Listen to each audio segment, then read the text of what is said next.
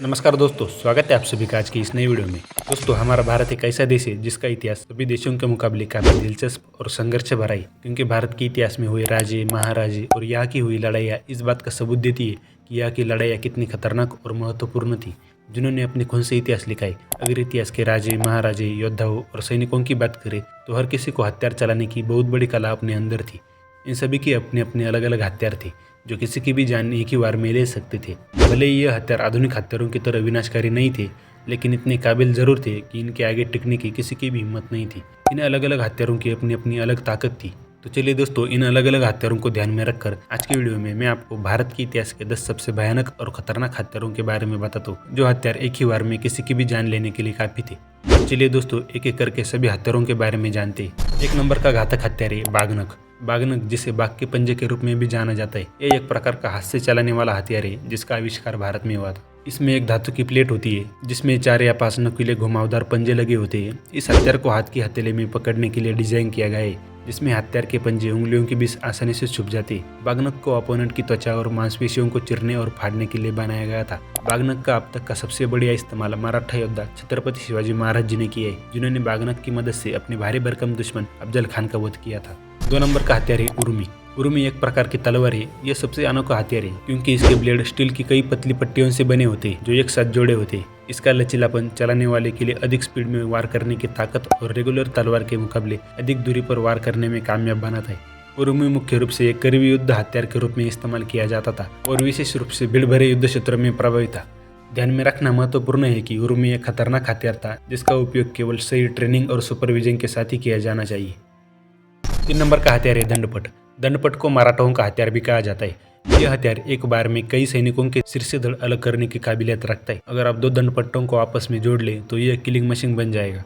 छत्रपति शिवाजी महाराज जी भी इसे चलाने में माहिर थे। इस हथियार को मुख्य रूप से निकट लड़ाऊ हथियार के रूप में इस्तेमाल किया जाता था और कई विरोधियों के खिलाफ प्रभावी था। दंडपट का आज एक हथियार के रूप में उपयोग नहीं किया जाता, लेकिन अभी भी कुछ भारतीय मार्शल आर्ट्स क्लास में इसका अभ्यास किया जाता है और कभी कभी भारतीय नृत्य प्रदर्शन और कई जगह इसकी ट्रेनिंग दी जाती है। 4 नंबर का हथियार है चक्रम। चक्रम एक गोलाकार फेंकने वाला हथियार है जिसका शोध भारत में लगा था। इसमें एक सपाट धातु का ब्लेड होता है जो आमतौर पर स्टील से बना होता है, जिसमें एक तेज बाहरी किनारा होता है और चलाने वाले को पकड़ने के लिए बीच में एक छेद होता है। चक्रम का आकार इसे गोलाकार फेंकने के लिए बना होता है और इसकी तेज धार किसी को भी चीर कर रख सकती है। यह हथियार आमतौर पर प्राचीन काल के दौरान योद्धाओं द्वारा उपयोग किया जाता था और 18वीं और 19वीं शताब्दी के दौरान सिखों में यह विशेष रूप से लोकप्रिय था। चक्रम का इस्तेमाल करने वाले सैनिक हमेशा 2 चक्र अपने पास रखते थे। फेंकने के साथ ही इसका इस्तेमाल आमने सामने की लड़ाइयों में भी किया जाता था। 5 नंबर का हथियार है हलादी। हलादी, जिसे हलाका के नाम से भी जाना जाता है, यह एक पारंपरिक भारतीय हथियार है। यह एक 2-धारी खंजर या तलवार है जिसमें 2 घुमावदार ब्लेड होते हैं जो एक ही हैंडल से जुड़े होते हैं। यह ब्लेड आमतौर पर लगभग 12 से 18 इंच लंबे होते हैं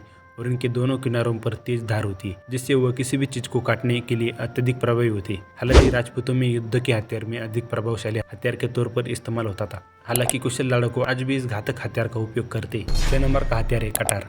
यह हथियार दक्षिण भारत में बना और बाद में इसका इस्तेमाल मुगलों, राजपूतों और मराठाओं ने भी किया। यह छोटा परंतु बहुत ही तेज हथियार होता है। इसमें 3 तेज धारदार ब्लेड होते हैं जो आपस में मिलकर बहुत खतरनाक हो जाते हैं। इस हथियार से बाघ जैसे बड़े जानवर का शिकार करना बेहद बहादुरी का काम माना जाता था। कटार प्राचीन भारत में युद्धों के बीच एक लोकप्रिय हथियार था, खासकर मुगल काल के दौरान। यह मुख्य रूप से नजदीकी युद्ध स्थितियों में इस्तेमाल किया जाता था और इसकी अनोखी डिजाइन ने इसे जोरदार और खतरनाक हमलों के लिए अनोखा बनाया था। 7 नंबर का हथियार है खुखरी। यह बेहद तेज धार वाला मुड़ा हुआ ब्लेड होता है। खुखरी पूरे विश्व में गोरखाओं के हथियार के रूप में जाना जाता है। खुखरी के ब्लेड का अनोखा आकार इसे कई प्रकार के कार्यों के लिए उपयोग करने में काम आता था, जिससे लकड़ी काटना, पेड़ों को काटना और भोजन तैयार करने के लिए इस्तेमाल करना शामिल है। हर गोरखा सैनिक की यूनिफॉर्म में आपको खुखरी मिल जाएगा और शादी जैसे रीति रिवाजों में आज भी गोरखा इसे अपने साथ रखते हैं। कुल मिलाकर खुखरी एक समृद्ध इतिहास का और सांस्कृतिक महत्व के साथ एक महत्वपूर्ण और प्रतिष्ठित हथियार है। 8 नंबर का हथियार है कृपान। कृपान को सिखों की पहचान माना जाता है। ये एक तेज धारदार वाला छोटे चाकू की तरह होता है जो आगे से थोड़ा मुड़ा हुआ होता है।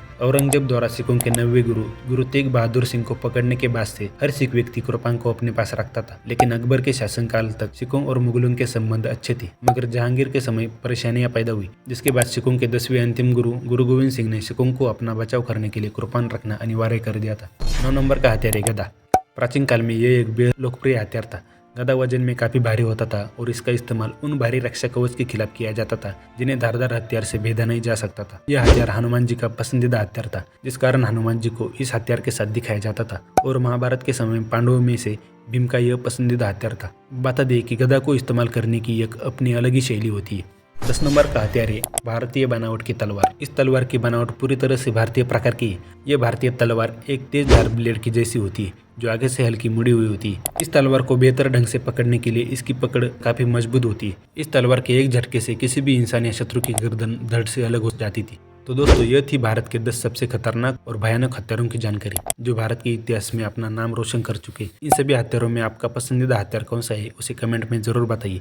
और अगर आप भी ऐसे किसी हथियार के बारे में जानते हैं जो इतिहास में काफी महत्वपूर्ण था तो उसका भी नाम कमेंट में डाल देना। मुझे उम्मीद है आप सभी को यह जानकारी अच्छी और फायदेमंद लगी होगी। ऐसी और फायदेमंद जानकारी के लिए इस चैनल को सब्सक्राइब करिए। मिलते हैं अगले वीडियो में। धन्यवाद।